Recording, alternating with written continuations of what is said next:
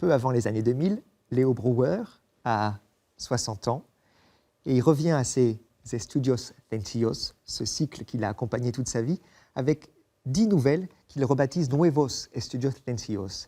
Et elles sont chacune en hommage à des compositeurs qui l'ont marqué, qui l'ont touché. Et il s'amuse à traiter avec la même considération, à mettre dans la même lumière des grands compositeurs aimés de tous, comme Piazzolla, Stravinsky, Prokofiev, mais aussi des compositeurs peu connus, voire inconnus. Peut-être un message communiste caché derrière, le communisme qui l'entourait sur son île cubaine. Mais il n'était pas du tout politisé, il ne parlait que musique. Et alors, il reprend ce cycle, et parmi ses compositeurs inconnus, l'un est Caturla. Caturla était un enfant surdoué. Il est né une trentaine d'années avant Leo Brouwer, juste après la libération de Cuba, en tout début des années 1900. Et alors, il jouait plusieurs instruments, il composait, il a parlé plusieurs langues, et il était passionné par écrire de la musique, expérimenter des choses.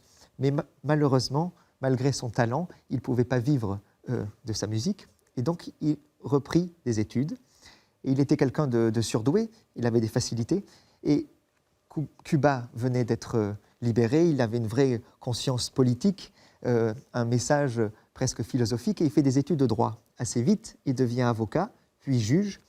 À côté, bien sûr, il continue à composer, mais son métier le passionne aussi, et il ne peut se défaire de ses idées de jeunesse et les messages qu'il revendique. Assez vite le mène à être le juge justicier. Sa réputation fait le tour de l'île et arrive jusqu'aux confins des prisons, où là, les détenus souffrent de maltraitances terribles, et inévitablement, il part à leur défense, et le temps passe, son dossier grandit, il fait des découvertes très tristes, et en parallèle, il reçoit de nombreuses menaces de mort de gardiens de prison, de militaires, de politiques.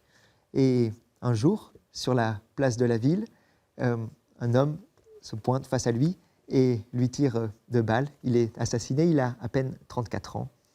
Voici un hommage de Leo Brouwer à ce juge justicier, à ce formidable compositeur inconnu, Caturla.